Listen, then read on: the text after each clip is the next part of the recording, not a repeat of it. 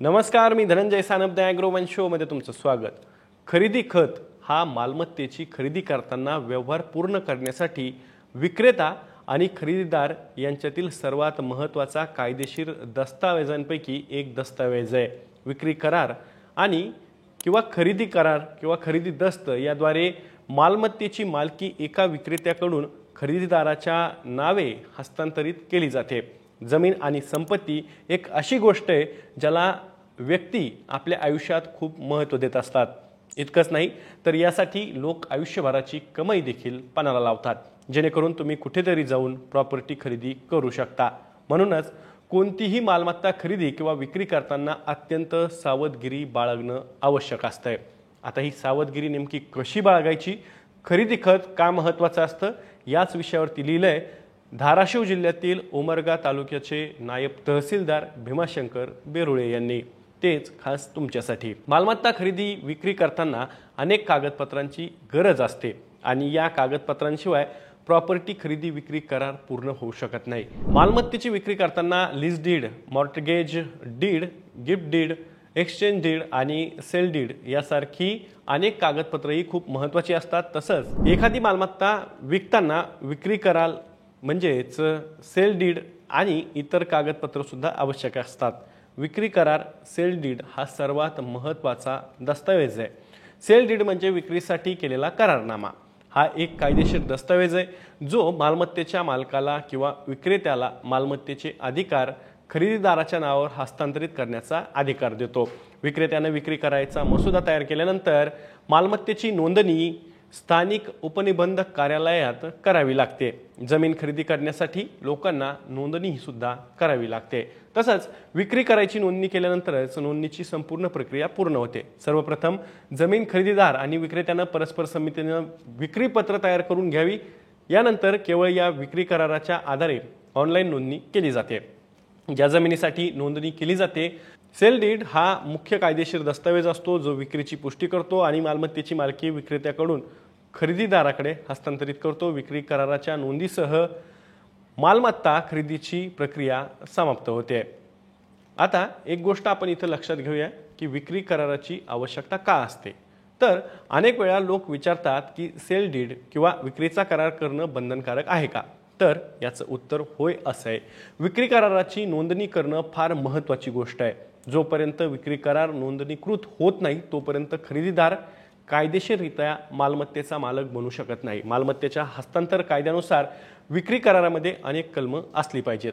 तर विक्री कराराचा मसुदा तयार करताना आवश्यक असलेल्या कागदपत्रांमध्ये इमारत योजना, बिल्डरचे वाटप पत्र, त्यासोबतच टॅक्स स्लिप, युटिलिटी बिल वजा वीज बिल, त्यासोबत त्याचं पॉवर ऑफ अटर्नी लागू असल्यास ते सुद्धा आवश्यक असतं। टायटल दस्तावेज आणि मालमत्तेच्या पुनर्विक्रीच्या बाबतीत सर्व पूर्व नोंदणीकृत करार यांचा समावेश केला जातो। मालमत्ता खरेदी करण्याआधी खरेदी दस्त तयार करणं का गरजेचं असतं? तर खरेदी दस्त हा एक कायदेशीर दस्तावेज आहे जो मालमत्ता विक्री करणाऱ्यांकडून खरेदीदाराकडे मालकीचे हस्तांतरण करतो। खरेदी दस्त तयार करताना मालमत्तेचं हस्तांतरण कायद्यातील सर्व कलमं काळजीपूर्वक तपासली पाहिजेत आणि त्यात जोखीम कमी करण्यासाठी खरेदी दस्त तयार करण्याच्या अगोदर त्याचा मसुदा तयार केला पाहिजे। खरेदी दस्तासोबतच इतरही दस्तऐवज तयार करताना काळजी घेतली पाहिजे, जसं की भाडेकरूला अपार्टमेंट भाड्यानं देणं, कर्जाच्या उद्देशानं जमीन गहाण ठेवणं, दुकान भाड्यानं देणं, रिअल इस्टेट खरेदी करणं असे व्यवहार करण्यासाठी व्यक्ती, कंपन्या, सरकारी अधिकारी जमिनीच्या खरेदी विक्रीच्या व्यवहारात गुंतू शकतात आणि विक्री करार नावाचा कायदेशीर व्यवहार करू शकतात। हे खरेदीदार तसंच विक्रेत्यांसाठी महत्त्वपूर्ण असं मूल्य आहे। खरेदी दस्तातील मजकूर समजून घेण्यापूर्वी आपण पहिल्यांदा खरेदी दस्त म्हणजे नेमकं काय हे समजून घेऊयात। खरेदी खत म्हणजे नेमकं काय? खरेदी दस्त हा मालमत्तेची खरेदी करताना व्यवहार पूर्ण करण्यासाठी विक्रेता आणि खरेदीदार सर्वात महत्त्वाच्या कायदेशीर दस्तावेजांपैकी एक दस्तावेज आहे। विक्री करार आणि खरेदी दस्त याद्वारे मालमत्तेची मालकी एका विक्रेत्याकडून खरेदीदाराच्या नावे हस्तांतरित केली जाते। राज्य सरकार वेळोवेळी विविध कायदेशीर दस्त नोंद करण्यासाठी लागणारे मुद्रांक शुल्क निश्चित करत असतात। त्यासोबतच आपण ही गोष्ट लक्षात घेतली पाहिजे की त्या विहित केलेल्या मूल्यांच्या गैरकायदेशीर स्टॅम्प पेपरवर विक्री करार खरेदी दस्त केला जातो। खरेदी दस्त किंवा विक्री करार करताना त्यामध्ये गरजेनुसार विविध नियम आणि अटी यांचा समावेश करणं गरजेचं असतं। साधारणपणे बहुतेक लोक खरेदी दस्त स्टॅम्प व्हेंडर किंवा स्टॅम्प रायटरकडून करून घेतात, परंतु जर आपल्याला आपल्या चांगल्या प्रकारचा दस्त करायचा असेल ज्यामध्ये छोट्या मोठ्या चुका नसतील तर आपण आपला दस्त तयार करण्यासाठी एका वकिलाची मदत घ्यावी। तुमच्या वकिलाला आपल्याला खरेदी दस्तामध्ये कोणत्या गोष्टींचा समावेश करायचा आहे, विविध मुद्द्यांविषयी तुम्ही सविस्तर त्याच्यासोबत चर्चा सुद्धा करू शकता। जर आपल्याला खरेदी दस्त तयार करण्यासाठी वकील मिळत नसेल तर आपण बँकेतून कर्ज घेताना ज्या वकिलाकडून लीगल सर्च किंवा लीगल ओपिनियन घेतलं असेल तर आपण त्या वकिलाकडून खरेदी दस्त तयार करून घेणं कधीही चांगलंच। आणि जर आपण मालमत्ता खरेदी करण्यासाठी कर्ज घेतलं नसेल तरी सुद्धा आपण एखाद्या वकिलाकडून जी मालमत्ता खरेदी करत आहोत त्या मालमत्तेचा लीगल सर्च करून घेणं आवश्यक आहे, कारण आपल्याला ती मालमत्ता खरेदी करण्या अगोदर जर त्यामध्ये काही कायदेशीर अडचणी असतील तर त्या समोर येतील। कायदेशीररित्या वैध खरेदी खतासाठी आवश्यक कागदपत्र कोणती, तर तेही समजून घेऊयात। विक्री कराराचा मसुदा बिल्डरकडून किंवा डेव्हलपर्सकडून फ्लॅट खरेदी करताना पॉवर ऑफ अटर्नी, इमारत आराखडा वैधानिक प्राधिकरणाने मंजूर केला आहे की नाही ते तपासून घ्यावं। त्यासोबतच बिल्डर, सहकारी संस्था, गृहनिर्माण मंडळाकडून वाटपपत्र, मालमत्तेच्या मालकाचे सर्व शीर्षक दस्तावेज, सर्व नोंदणीकृत मागील करारांची एक प्रत आवश्यक आहे। नवीनतम कर भरलेल्या पावत्या, सदर मालमत्तेचं नवीनतम वीज बिल आणि त्यासोबतची पावती सुद्धा अपार्टमेंट सोसायटीकडून, NOC, पुनर्विक्रीच्या मालमत्तेच्या बाबतीत सुद्धा अकृषी ऑर्डर, सर्वांचे ओळखपत्र ही कागदपत्र गरजेची आहेत। खरेदी दस्त किंवा विक्री करारातील महत्त्वाचे मुद्दे। मुद्दा क्रमांक 1, खरेदी दस्त किंवा विक्री करारात सहभागी असलेले पक्ष खरेदी दस्त करताना सत्य आणि अचूक माहिती भरणं आवश्यक असते। खरेदीदार आणि विक्रेता यांची नावे अचूक असावीत। नाव लिहिताना आधार कार्ड प्रमाणे किंवा पॅन कार्ड प्रमाणे लिहावीत। जर पक्षकारांपैकी कोणी खरेदी विक्री पॉवर ऑफ अटर्नीच्या माध्यमातून करणार असेल तर पॉवर ऑफ अटर्नी व्यवस्थित तपासून घ्यावी। त्यामध्ये तपासून पाहावं की मालमत्ता खरेदी विक्रीचे अधिकार दिलेले आहेत का।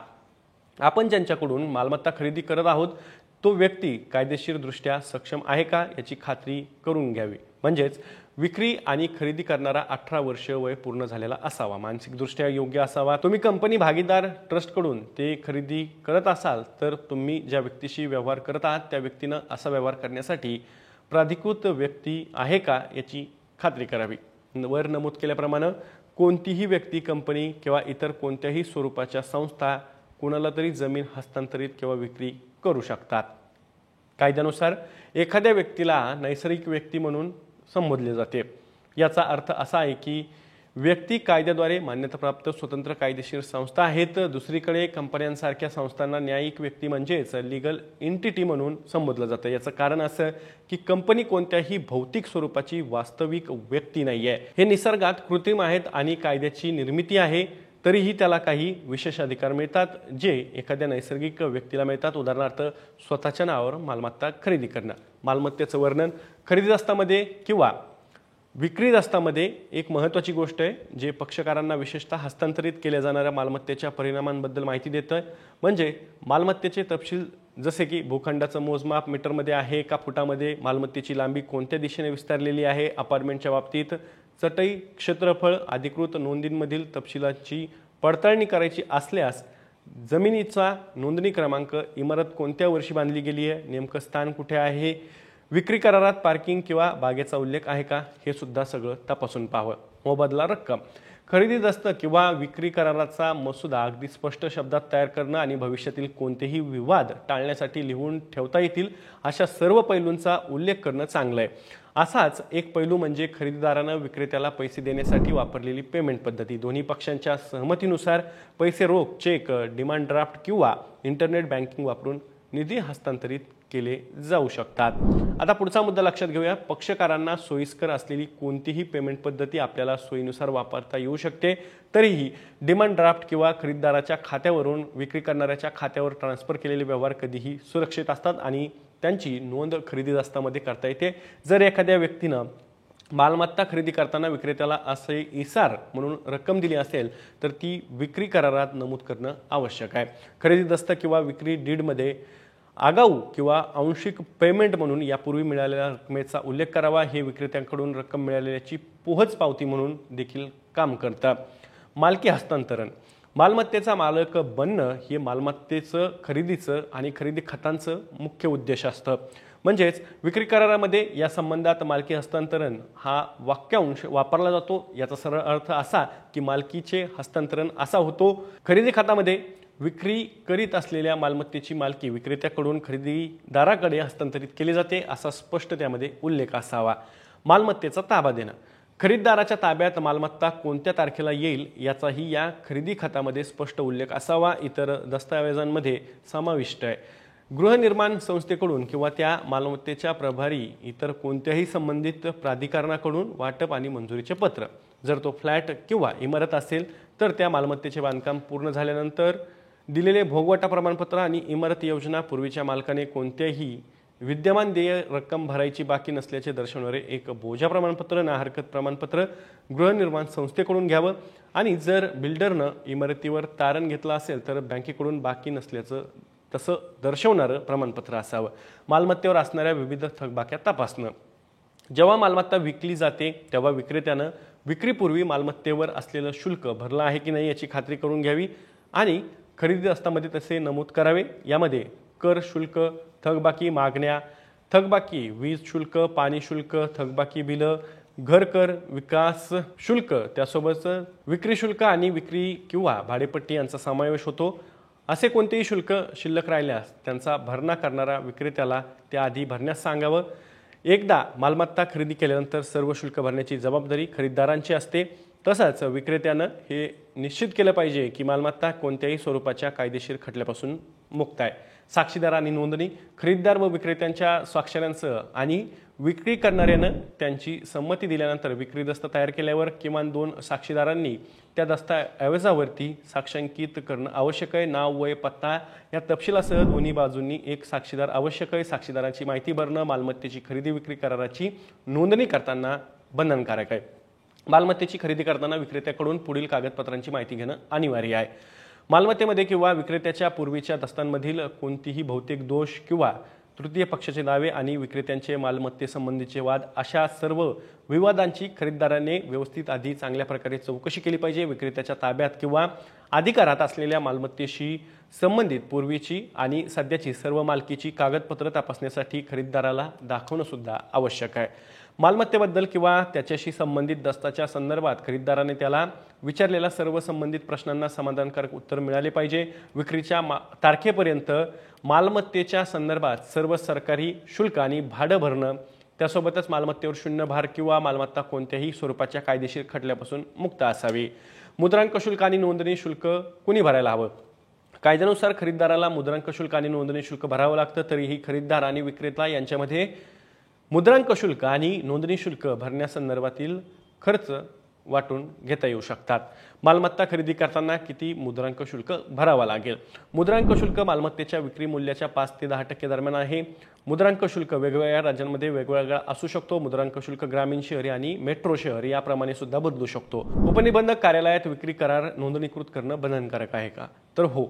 कोणत्याही स्थावर मालमत्तेच्या संबंधात खरेदी विक्री करार खरेदी खत सब रजिस्ट्रार कार्यालयात नोंदणीकृत करणं अनिवार्य आहे। जर तुम्ही विक्री कराराची किंवा खरेदी खताची नोंदणी केली नाही तर नोंदणी न केलेले मालमत्ता हस्तांतरण दस्त न्यायालयात पुरावा म्हणून सादर करता येत नाही। मालमत्तेची मालकी, हक्क, दायित्व किंवा जबाबदाऱ्यांबाबत कोणताही वाद निर्माण झाल्यास हा खरेदी दस्त पुरावा म्हणून ग्राह्य धरला जाणार नाही।